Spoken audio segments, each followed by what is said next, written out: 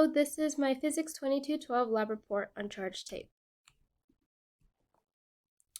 I will be going over the introduction and purpose, then preview some fundamentals for the experiment. Later, I will go over the experiment design and the computational models, and then I will conclude with some further understanding. The purpose of this lab is to determine the amount of excess electrical charge that is left on a single piece of clear tape. To do so, I will create an experiment and then model it with code to aid in our calculations. Then I will also create an additional computational model of charged tapes exerting an electrical force on each other. The purpose of this is to estimate the amount of charge on each tape necessary to float one above the other. In this lab, I use Coulomb's law, which is 1 over 4 pi epsilon naught times charge 1 charge 2 over distance squared. I also used Newton's second law, which states force equals mass times acceleration. I will also use this for gravity specifically, which is mass times the gravitational constant. And then I will also use Newton's third law, which states that for every action in nature, there is an equal and opposite reaction. I use this to understand that gravitational force is equal to electrical force, which will also be mass times gravity. Additionally, some of the knowns for this experiment are the system, which is the tape, and the surroundings, which is everything else, like the table, atmosphere, my hand, etc.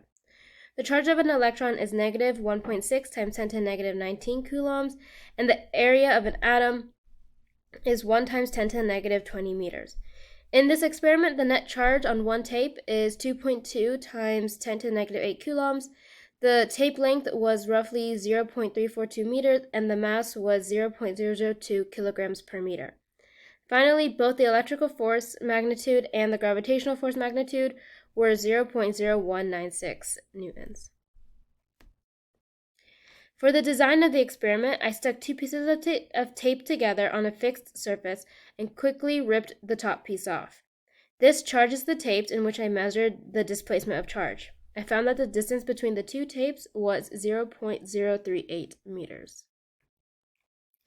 For the computational model, I used GlowScript, and here you can see the equations and data I inputted into the code.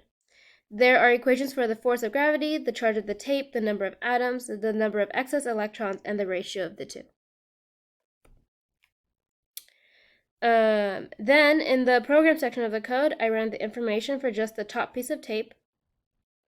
And after running the code, I found the electrical charge to be negative 3.28 times 10 to the negative 8 coulombs and 769 quadrillion atoms on the surface. For the second computational model, the first section calculates the electric field by using the general formula, and in the second section, I found the line charge and set up the variables for the loop. Using the electric field and the line charge, I then coded for the electric force and the electric field of the tape. Finally, in the last section of code, I use it to visualize the different vectors and forces given by the image in the bottom corner. Some of the discrepancies of this lab come from the charges on the tape that were not equal and the fact that we are not dealing with point charges. Some sources of error include the loss of charge when handling the tape, the fact that the weight is an estimate, and additional forces other than gravity in the surrounding that was not accounted for.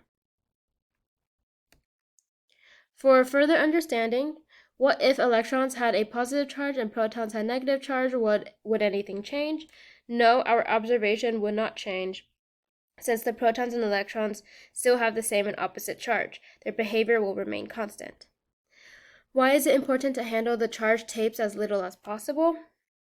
Electrons want to reach equilibrium and distribute themselves, thus any form of contact, whether it's my hands or another object, the tape will slowly lose its charge and become neutral. Thus, we will not be able to accurately calculate the created charge on the tapes.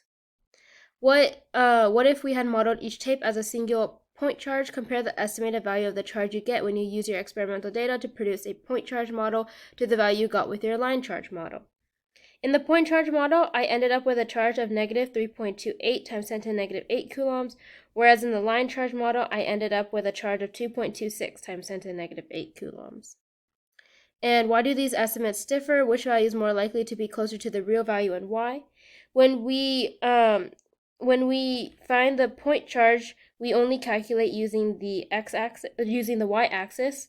However, with the line charge, we utilize both the x and y axis. Thus, it is more likely to estimate the real value.